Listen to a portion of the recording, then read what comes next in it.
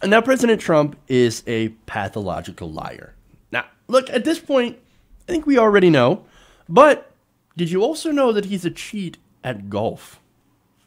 Now, this is all according to the author of a new book called Commander in Cheat, which is a fantastic name for a book, and it's written by Rick Riley. Now, Rick Riley is not a political person. He's a longtime Sports Illustrated reporter and columnist. So, as you're going to see in the video that I'm going to show you, he knows nothing about politics, but he does know sports. And so, of course, when the issue of golf comes out, and knowing how the president is such an avid golfer, he took a little bit of umbrage with some of Trump's actions on the course. Now, he recently went on Morning Joe, which, of course, is establishment. It's where the establishment goes. So, look, golf is important to a lot of people in that social class. And, of course, I'm going to out myself as someone who also enjoys the game of golf. So now, he went after Donald Trump and decided to come out of retirement to write this book because he was tired of Trump's dishonesty about his golf game. That's an interesting reason. So now let's hear what he has to say in this next video. Watch. I used to be friends with Arnold Palmer, and he never played around. He never got into business with a guy unless he played a round of golf with him first. And I asked him why. And he said, because in 4 hours, you can't hide who you are. So if he's going to cheat on the course, he's going to cheat me in business. And if he's honest and fun, he's going to be honest and fun in business. But that's what made me write the book, Joe. I was sitting here reading tweets. He's saying he'd won 18 club championships. And I'm like, you liar. Because you told me how you did it when I played with you years ago. He said when he buys a new course, he plays the first round by himself and calls that the club championship. So I started calling around, and people said, oh, yeah. So he was at Trump Philly, and we played the club championship at Trump Bedminster. And he called in and said, hey, who won the championship? And they said, oh, Joe Schmo shot 76. And Trump goes, well, I shot 73 up here at Trump Philly. Make me the champion. So now when you walk into the clubhouse, his name is, instead of Joe Schmo, is Trump. So, yeah. And the thing that bothers me is like, okay, golf, fine. But when he started campaigning on this as, I'm a winner, I can close out. I've won 18 club championships, and that's against the best players. It bothered me because I don't know anything about politics. You guys know about politics, but I know about golf, and you don't get to do that. And about 10 of them were super seniors championships, which is not the club championship at all. Okay. So, oh my God, that's sad. So I own the club, and then I go out by myself when nobody can watch me, and then I come out and undercut basically whoever says they have the best score. Oh, no, I did better because I'm a much better golfer. Next, he's going to tell us that he has no anus. I mean, hey, it's kind of like he's friends with Kim Jong-un, right? Kim Jong-un says, oh, I think it was his father, and probably him, both say like, oh no, I bowl perfect 300s. And by the way, also has no anus. It's ridiculous and super, super sad. Oh my God, sad. So now full disclosure. I actually like golf. I know it's weird. I know it's kind of like the most rich hoity-toity thing that you can do. I'm a progressive. It's kind of strange.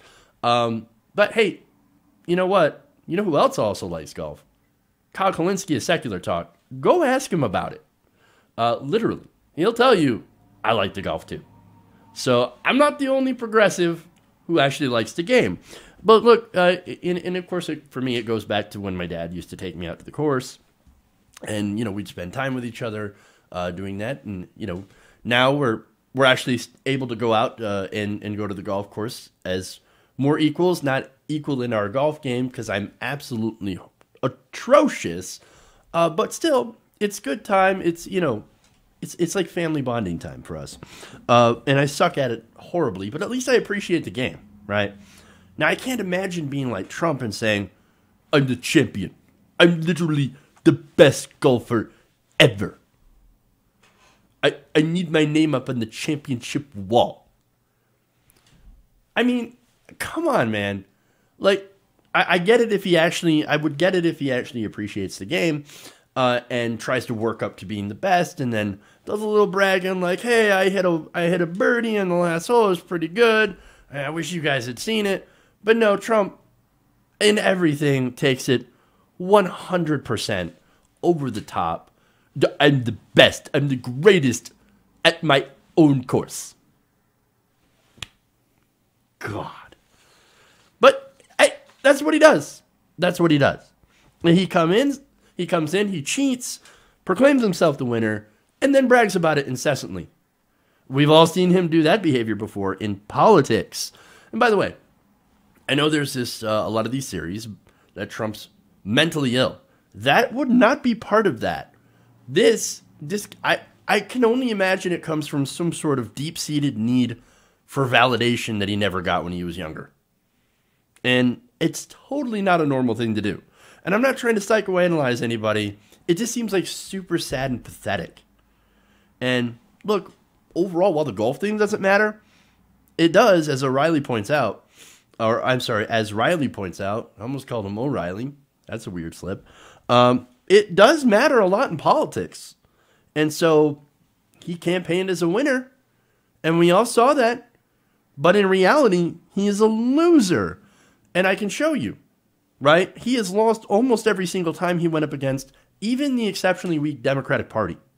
And the one issue that he can actually spin sort of a win on is, oh, I didn't get indicted for direct collusion with Russia during the campaign. Wow. Yeah, amazing, right?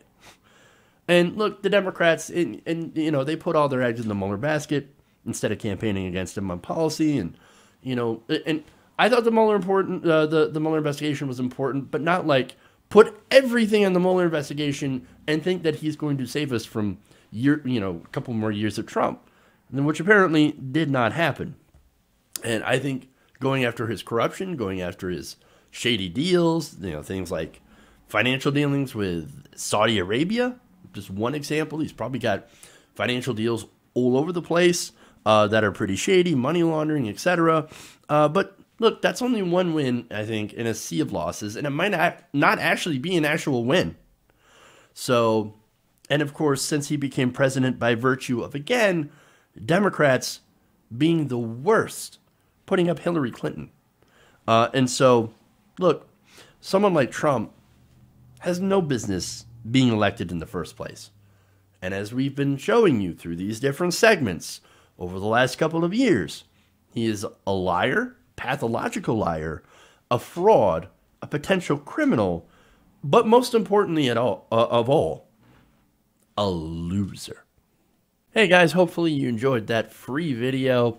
Now I'm going to have to ask you a favor. Between the demonetization and the YouTube algorithm messing around with view counts, etc., we're having a hard time adjusting to the new YouTube reality, which is where you guys come in. See, we have a Patreon, patreon.com/TYTNation, set up to help us rely on you guys, the viewers, instead of big corporate ads. Look, you know the show. You know I'm not in favor of big corporations anyway.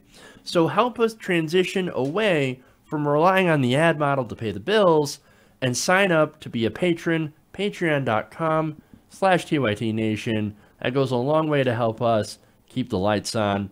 And you guys will know that you're supporting independent, progressive media.